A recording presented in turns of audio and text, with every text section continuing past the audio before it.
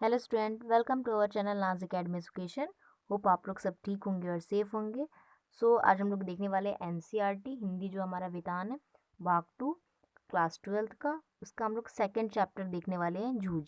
ठीक है, जिसके लेखक है आनंद यादव। ओके, तो जूझ के अंदर जितने भी अभ्यास के अंदर जितने भी क्वेश्चन दिए गए ना, सारे क्वेश्चन के आंसर हम लोग आज देखने वाले इस वीडियो को। तो प्लीज़ एंड तक वीडियो को देखिएगा।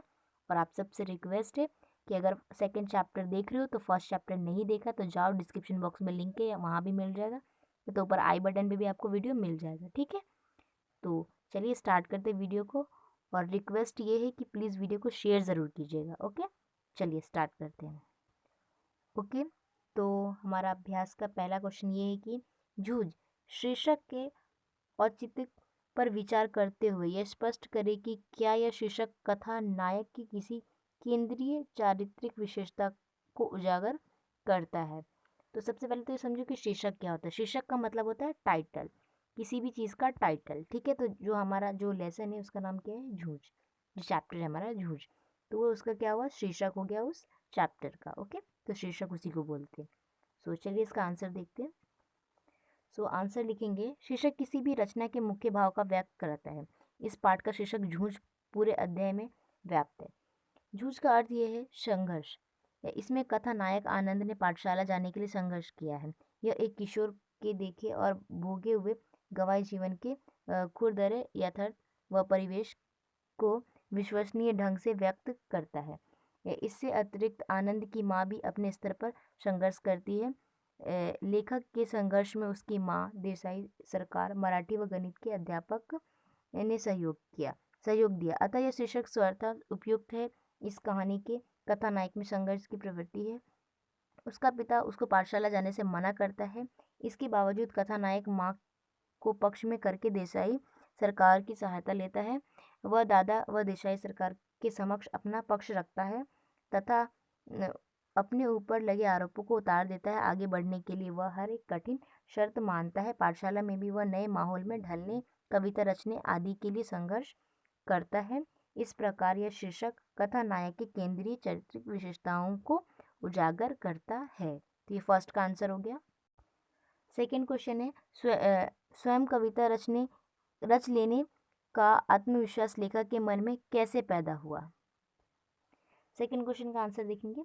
लेखक की पाठशाला में मराठी भाषा के अध्यापक नौबा सोलेंदर लेगेकर कविता के अच्छे रसिक व मामर थे। वे कक्षा में सरस्वकर कविता पाठ करते थे तथा लय, शब्द, गति, यति, आरोह अवरोह आदि का ज्ञान कराते थे। लेखक इसे देखकर बहुत प्रभावित हुआ। इससे पहले उसे कवि दूसरे लोग के जीव लगते थे। सौंदल गेकर ने उसे अन्य कवियों के बारे में बताया। वह स्वयं भी कवि थे। इसके बाद आनंद को यह विश्वास हुआ कि कवि उसी की तरह आदमी ही होते हैं।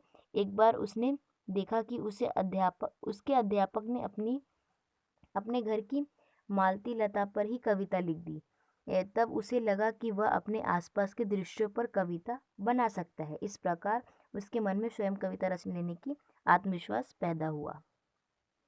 थर्ड क्वेश्चन है हमारा, श्री सौंदलगेकर के अध्यापन की उन विशेषताओं को रेखांकित करें जिन्होंने कविताओं के प्रति लेखक के मन में रुचि जगाई। थर्ड का आंसर लिखेंगे, श्री सौंदलगेकर मराठी के अध्यापक थे। लेखक बताता है कि पढ़ाते समय वे स्वयं में रम जाते थे। उनका कविता पढ़ाने का अंदाज बहुत अच्छा था, सुरीला गला, छंद की बढ़िया लय ताल और उसके साथ ही रसिकता थी उनके पास। पुरानी नई मराठी कविताओं के साथ साथ उन्होंने अनेक अंग्रेजी कविताएं भी कंठस्थ की। पहले एक आध कविता गाकर सुनाते थे, फिर बैठे बैठे अभिनय के साथ कविता का भाव ग्रहण कराते थे। उसी भाव की किसी अन्य की कविता भी सुनकर दिखाते थे। वे स्वयं भी कविता लिखते, याद आई तो वे अपनी भी एक आध कविता यह सब सुनाते हुए, अनुभव करते हुए लेखक को अपने भान ही नहीं रहता। लेखक अपनी आंखें, प्राणों की सारी शक्ति लगाकर दम रोककर मास्टर के हाव भाव, ध्वनि, गति आदि पर ध्यान देता था। उससे प्रभावित होकर लेखक भी तुकबंदी करने का प्रयास करता था। अध्यापक लेखक की तुकबंदी का संशोधन करते तथा उसे कविता के लय, शब्द, अलंकार आदि के बारे में बताते। इस सब कारणों से लेखक के मन में कविताओं के प्रति रुचि जगी। फोर्थ क्वेश्चन है, कविता के प्रति लगाव से पहले और उसके बाद अकेलेपन के प्रति लेखक की धारणा में क्या बदलाव आया। चौथे क्वेश्चन का आंसर लिखेंगे, कविता के प्रति लगाव से पहले लेखक को ढोर चराते हुए, पानी लगाते हुए या दूसरे काम करते हुए अकेलेपन बहुत खटकता था। उसे ऐसा लगता कि कोई न कोई हमेशा साथ में होना चाहिए। उसे किसी के साथ बोलते हुए, गपशप करते हुए, हंसी मजाक करते हुए काम करना अच्छा लगता था। कविता के प्रति लगाव के बाद उसे अकेलेपन में उब नहीं होती। अब वह स्वयं से ही खेलना सीख गया। पहले की अपेक्षा अब उसे अकेला रहना अच्छा लगने लगा। इस स्थिति में वह ऊंची आवाज में कविता गा सकता था, वह अभिनय भी कर सकता था, वह थुई थुई करके नाच भी सकता था, थुई थुई करके नाच भी सकता था। इस तरह अब उसे अकेलापन आनंद देने लगा था। तो ये हो गया फोर्थ क्वेश्चन का आंसर। फिफ्थ क्वेश्चन है, आपके ख्याल से पढ़ाई लिखाई के संबंध में लेखक और दत्ताजीव राव का रवैया सही था या लेखक के पिता का? तर्क सही उत्तर दें। तर्क सहित यानी कि तर्क के साथ आपको आंसर देना है। ओके, चलिए मैं आपको आंसर बताती हूँ और आप लिखिए। आंसर लिखेंगे फिफ्थ का, पढ़ाई लिखाई के संबंध में लेखक और दत्ताजी राव का रवैया सही था। लेखक का दृष्टिकोण पढ़ाई के प्रति यथार्थवादी था। उसे पता था कि खेती से गुजारा नहीं होने वाला, पढ़ने से ही उसे कोई ना कोई नौकरी अवश्य मिल जाएगी और गरीबी दूर हो जाएगी। वह सोचता भी है पढ़ जाऊंगा तो नौकरी लग जाएगी, 4 पैसे हाथ में रहेंगे, विठोबा अण्णा की तरह कुछ धंधा कारोबार किया जा सकेगा। दत्ताजी राव का रवैया भी सही है। उन्होंने लेखक के पिता को धमकाया तथा लेखक को पाठशाला भिजवाया, यहाँ तक कि खुद की खर्चा उठाने तक की धमकी ये लेखक के पिता को दी। इससे विपरीत लेखक के पिता का रवैया एकदम अनुचित था। उसकी यह सोच, तेरे ऊपर पढ़ने का भूत सवार हुआ है, मुझे मालूम है बैरिस्टर नहीं होने वाला तू, एकदम प्रतिगामी था। वह खेत के काम को ज़्यादा बढ़िया समझता था तथा स्वयं अय्याशी करने के लिए बच्चे की खेती में झोंकना चाहता था। लिसन, देखो यहाँ पे जो दत्ताजी राव है उन्होंने उनको ज़बरदस्ती कहाँ स्कूल भिजवाया, राइट, पाठशाला। और जो लेखक के पिताजी थे वो नहीं चाहते थे कि वो स्कूल जाए, ठीक है। इसीलिए यहाँ पे देखो, यहाँ पे एक लाइन भी दी गई है कि तेरे ऊपर पढ़ने का भूत सवार हुआ है, मुझे मालूम है बैरिस्टर नहीं होने वाला तू, ठीक है। तो बस यही बोला गया आंसर में और कुछ नहीं, ठीक है। तो ये आंसर है फिफ्थ का, आप लोग लिख लो। ओके, तो फिफ्थ का हमने तर्क सहित उत्तर दे दिया। सिक्स्थ है हमारा, दत्ताजी राव से पिता पर दबाव डालने के लिए लेखक और उसकी माँ को एक झूठ का सहारा लेना पड़ा। यदि झूठ का सहारा न लेना पड़ता तो आगे का घटनाक्रम क्या होता, अनुमान लगाएं।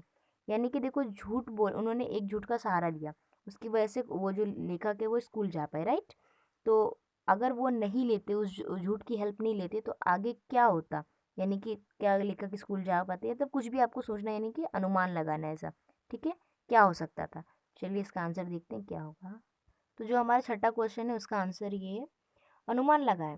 दत्ताजी राव से पिता पर दबाव डालने के लिए लेखक और उनकी माँ का एक झूठ का सहारा लेना पड़ा। यदि दोनों ने झूठ का सहारा नहीं लिया होता तो दत्ताजी राव उसके पिता पर दबाव नहीं दे पाते, लेखक पिता द्वारा दिए गए ही काम करता, उसकी पढ़ाई लिखाई नहीं हो पाती, वह सारा जीवन खेती में ही लगा रहता। इस झूठ के बिना हमें यह प्रेरणादायक कहानी भी नहीं मिल पाती। इस तरह कभी कभी एक झूठ भी मनुष्य व समाज के विकास करने में सक्षम साबित होता है। तो ये हमारा सिक्स का आंसर है, ठीक है। और ये कहानी बहुत ही अच्छी है। ओके, ठीक है। अगर आप लोगों ने नहीं समझा होगा तो मैं आपको समझा दूंगी, अगर आप लोग को चाहिए होगा तो, ठीक है। नहीं तो बेकार में कुछ फ़ायदा नहीं है। अगर आपको समझा है स्टोरी तो फिर मैं क्यों ये करूँ, है ना। आपका भी टाइम वेस्ट, मेरा भी। तो अगर आपको जो चीज़ नहीं समझी उसके लिए आप कमेंट कीजिए, मैं आपको समझा दूंगी, आई विल एक्सप्लेन। ओके, चलिए। सो यहीं पे मैं वीडियो को एंड करती हूँ, क्योंकि जो हमारे 6 क्वेश्चन तक दिए गए थे अभ्यास के अंदर। ओके, तो अभ्यास के अंदर जो 6 क्वेश्चन है सारे के सारे आंसर मैंने आपको दे दिए, ठीक है। अब जैसे कि आप सबको पता है कि ये जो लेसन है, ये जो चैप्टर है, काफ़ी लॉन्ग है ना, काफ़ी लॉन्ग है। तो अगर आपको मतलब मुझे ऐसा लगता है कि इसमें और काफ़ी सारे क्वेश्चन आपको बनेंगे जो एग्ज़ाम में आपको पूछे जा सकते हैं, यानी कि हो सकता है। तो अगर आप लोग को चाहिए होगा तो मैं इस वीडियो का पार्ट 2 बना दूंगी, इसके अंदर वो सारे क्वेश्चन को मैं ले लूँगी, इंक्लूड कर लूँगी, जो हो सकता है आपके एग्ज़ाम में पूछे जाए। अगर चाहिए होगा तो चैट सेक्शन में पार्ट 2 करके लिख दो, ठीक है। नहीं चाहिए होगा तो इसी से संतुष्ट रहो, जो अभ्यास में जितने क्वेश्चन दिए गए हैं सारे क्वेश्चन को अच्छे से सॉल्व कर लो, ठीक है, 6 क्वेश्चन के। ओके, सो चलिए मिलते हैं नेक्स्ट वीडियो में। Bye and take care. First chapter का वीडियो नहीं देखा है तो देखो, डिस्क्रिप्शन बॉक्स में लिंक है। ओके, और वीडियो को शेयर कीजिएगा। ओके, सब्सक्राइब करके रखो ताकि आपको नोटिफिकेशन मिले वीडियो का। ओके, सो मिलते हैं नेक्स्ट वीडियो में। Bye and take care.